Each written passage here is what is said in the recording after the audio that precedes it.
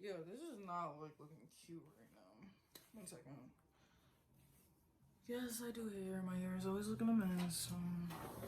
Gotta make sure I look like a person. Yo, that just scared me. My lashes are falling out. You know, life happens, yeah. Life happens. We're like. So my hair not that bad. I just keep it in this ponytail because I'm so lazy. I don't feel like doing it. But give me 1 second. 1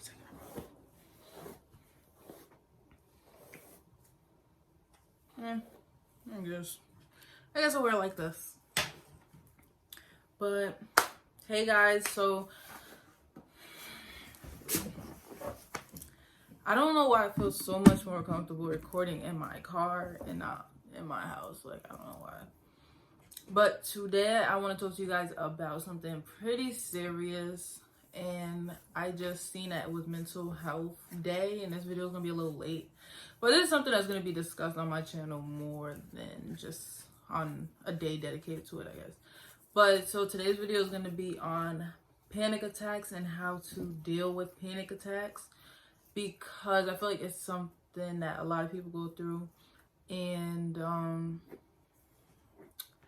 it's something I never really told anybody I went through. So it's like, I just feel like I'll just say a lot of black females don't really have a lot of black females who talk about stuff like this. Or to me, even when I was going through the panic attacks, I felt like when I would like look up ways that I could fix it or help it, I always like, it would be like old guys or something. It's like, it was just weird. The videos worked, but it was always weird that I never could find a video of a black female or a female in general talking about it really. So if you guys are new to my channel, my name is Zy, and this is my channel. Yeah, that's weird. But yeah, so this is my channel, and today I'm just going to talk panic attacks. I feel mad shaky because I never really talked about it. And I want to make a video on anxiety and depression too, but okay. So this video is going to be on how to get through a panic attack, how to deal with a panic attack. I can definitely go, if you guys have more questions or anything, I can do research. I don't know everything when it comes to it, but I just know what I experienced and I know what I did to get through it. So, if you don't know what a panic attack is a feeling of, I don't want to word it wrong, but to me, I just say a panic attack is when your heart is racing to the point where you feel as if you can't breathe. It's hard to talk about because I never, like, this is going to be basically, it's real, and I feel like this video will help so much more people if I just put it out there. Like, I just know that I have to just talk about it.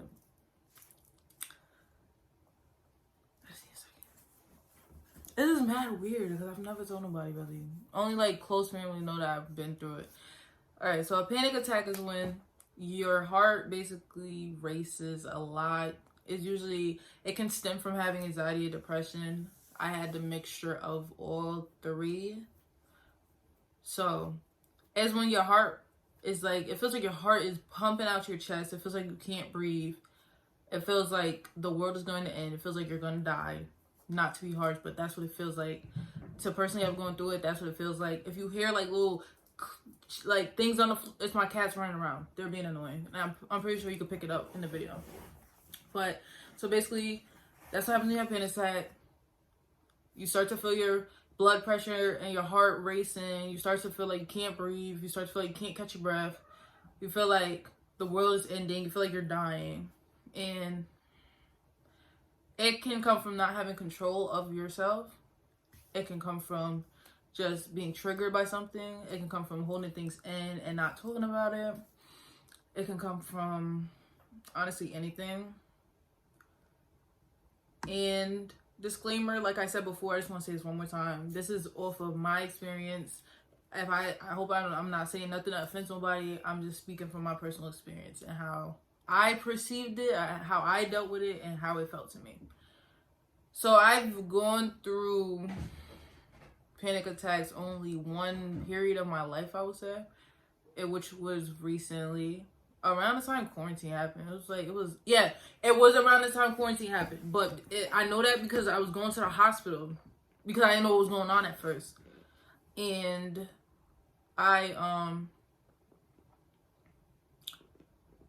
remember going to the hospital and I told them I had shortness of breath. This was like, by the time I got to the hospital, I could breathe. But I remember walking into the ER and I was like, oh, I'm having shortness of breath. Right on the sign, it said, if you have shortness of breath, don't come in, you have COVID. But I'm like, I know I don't got no COVID. I just know something's going on mentally and like, I can't breathe. Like, I don't have no COVID. So I know it was around quarantine happened. All of this, like, I know a lot of people going through a lot right now with being stuck in the house and all this. So that's why I know. Y'all feel your pain. So, first couple times I had a panic attack, this video was hard to do, like really hard. I felt as if I couldn't breathe. I couldn't catch my breath. I thought that I was gonna pass out. Thought I was gonna die. I would legit sleep. I would try to sleep it off. You like try to sleep stuff off. You're like, okay, it'll be okay. Yeah, I try to sleep it off. I will wake up in the middle of my sleep catching my breath. So even though I was trying to sleep, try to sleep, my heart and my brain was still moving. Like, it's still going crazy. So I thought I was sleeping it off, and my mind was still working. So I would wake up out of my sleep at maybe 1 o'clock in the morning all the time or something. And I would be crying, like, trying to catch my breath, like just like going like this, like body shaking and all. And I'm like, what's wrong with me? Da, da, da. So I was like, it was more of my fear of not knowing what was going on, because I didn't get diagnosed with panic attacks until about the third time that I went to the ER, because I did not understand what was going on. And I just want you guys to know, if you need to talk to anybody, you can talk to me. You can talk. There's hotlines. I did the hotlines. I did talk to a therapist. I talked to my doctor about it. Like, you can talk if you need somebody to talk to, DM me on Instagram.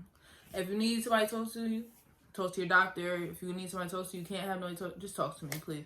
Because the feeling of knowing what it is to go through this and knowing some people feel as if they have nobody is not fair, and it really breaks my heart. Like, I keep telling my boyfriend this, it breaks my heart so bad to think people go through this and feel as if they have nobody to talk to.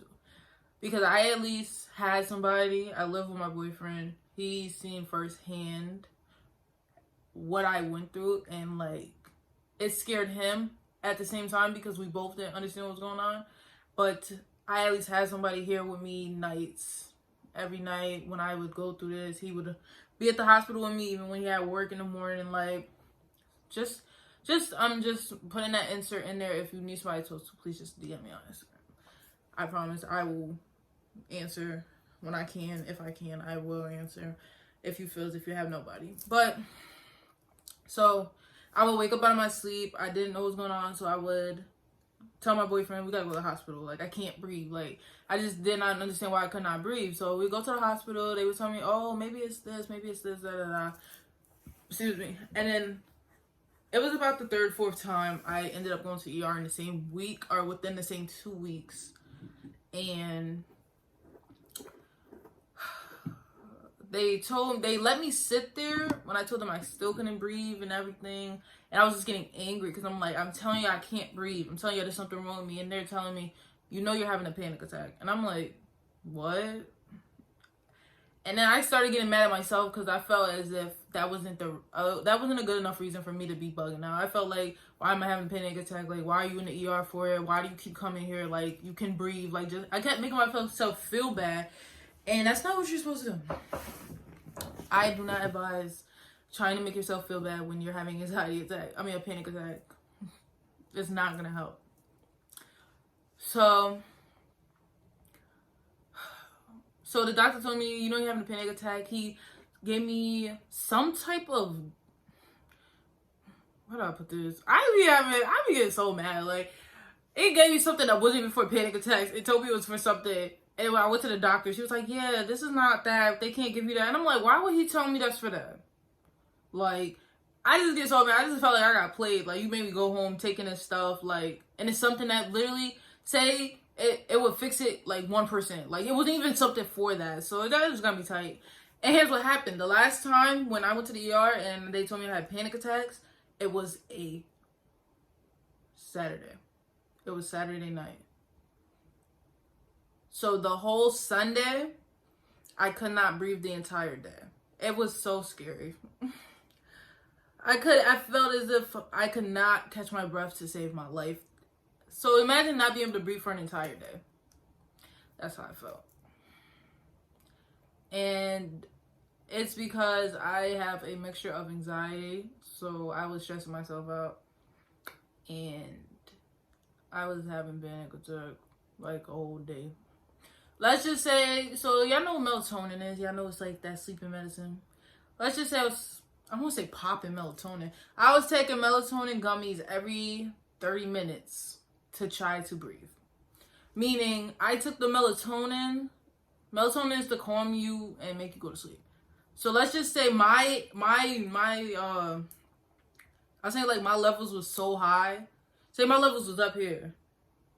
That melatonin brought me down to right here. And this is normal. I'm at a high of here, like can't breathe, whatever. Melatonin only took me down here. That's how bad the panic attacks were. So I went through a whole day of not being able to breathe, really. This is when I was beating myself up, like making myself like, why can't you breathe? You're so stupid, da da da. You know when you say dumb stuff to yourself. So I was doing that. And then Monday, I called my doctor, like, I can't, I went to the ER for having panic attacks. They told me to come in, whatever. So I went in, she gave me medicine, da da da. So then, every night, I was still waking up, not being able to breathe for about a week and a half, I want to say. So, my boyfriend was with me this whole time. But around this time, I think he ended up going back to work or something. Because there was one day where he left. And this is like the first day I'm home alone by myself. Don't mind my lashes. I didn't even say that in the beginning. I'm missing lashes. But he went to work, so I was home alone.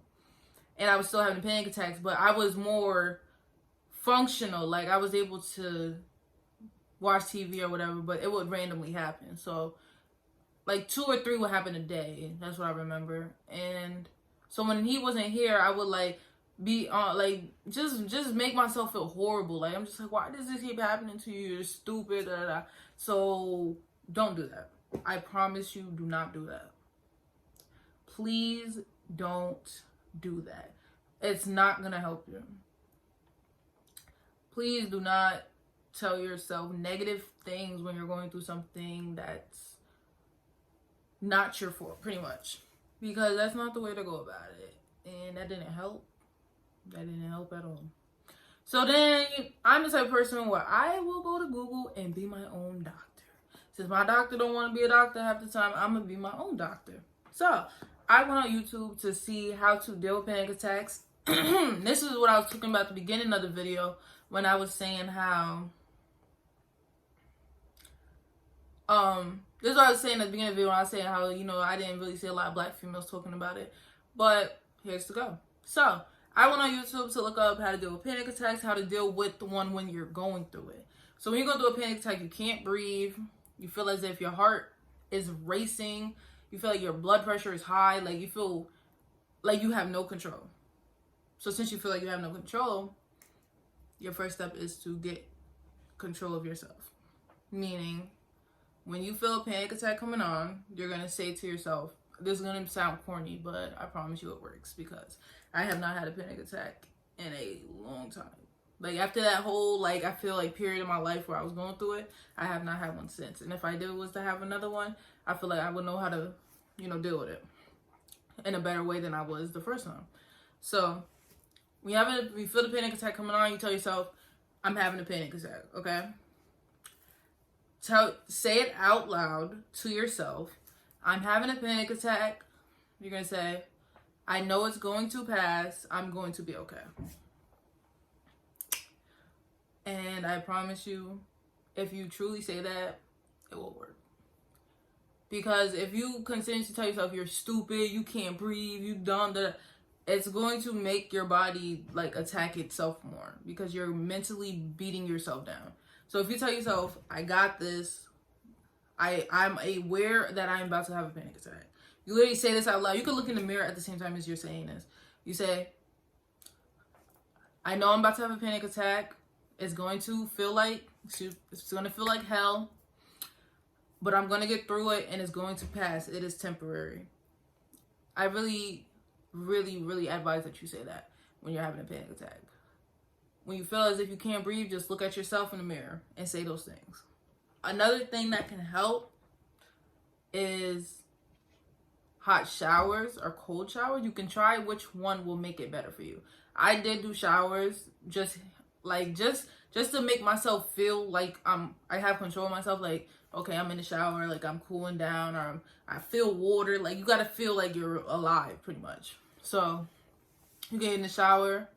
Another thing you can do is squeeze your hands like this, like so you're touching something. And also, I noticed that, like, say if I get nervous and I'm near my boyfriend, I will squeeze his hand, and he'll be like, "Why are you squeezing my hand?" But I don't notice I'm doing it. It's just like I just need to feel safe, and I need to know that someone's there, kind of. So when you're having a panic attack, you literally can just squeeze your arm, you can squeeze your leg, you could squeeze your leg without, you don't have to use your hand, you could just squeeze your leg too. I don't know if I'm explaining that right, but if you're like squeezing your muscles, it'll make you focus on that instead of focusing on your breathing. And then another thing, you can do deep breaths. You can just to get control. 1, 2, breathe in, 1, 2, breathe out, 1, 2, breathe in, 1, 2, breathe out. And there's so many different things. That's why I'm just listing them, because this is what I had to do. I had to go through trial and error. Some things worked, some things didn't. You can also download an app called, what is it called? It's a meditating app. I'm pretty sure if you put Headspace is good because it gets you to meditate and get control of your body. And that's something you should do on a daily basis. So you can use Headspace to calm you down. You can listen to calming music like oceans, or like just look up the calming ASMRs or whatever. Those work. What else did I do? You can do the melatonin, but I wouldn't recommend that unless you talk to your doctor. I wouldn't recommend you do anything without talking to your doctor that includes anything like that. But the melatonin did help me when it came to trying to calm myself down too. And also talk to your doctor, because your doctor will prescribe you medicine for panic attacks if it gets to that point. But I promise you, the major thing that really changed me when it came to the panic attacks was telling myself that I am aware that I'm having a panic attack. That's the first line. I feel it's about to come on, and I'm going to have control of it. Because you're telling your mind, you're tricking your mind into knowing that you're stronger than what it's trying to bring you to. So you're going to tell yourself, I know I'm having a panic attack. I know it's going to pass. It's not going to last forever. Because when you're in the middle of a panic attack, feel like the world, it feels like an hour of not breathing when it's literally about 5 minutes. Some people, 5 to 30 minutes. But I promise you, it's not as long as it seems when you're in it. So if you're telling yourself this in the mirror multiple times, you're not even going to notice that your breathing is getting normal. You're not going to notice these things because you're busy telling yourself, I know it's going to pass. I know it's happening. I'm aware of what's going on, and I'm okay. I'm going to be okay. Because you're easing your body back into real life. You're easing your body away from the nerves and the anxiety that you're having. So I highly recommend doing that out of everything I said first, starting with that. Because like I said, it's like manifesting. When they say when you manifest, you got to say it out loud every day. Like, you want something to happen, you got to say it. So if you want your body to know and you want your mind to feel like you're okay, you have to tell yourself that. But I just want to say, like I said before, if you feel like you need somebody to talk to, please just DM me. I don't want nobody. If you have nobody in the world to talk to, please just find somebody, DM me. You can find anybody, a doctor, an adult to trust, a therapist, anybody. Because this is not something that you should go through alone. Definitely, if you want me to make another video on this, go in depth on anything, or you have any questions, please comment them down below. Because even though this was hard for me to film, because I've never really spoke about it.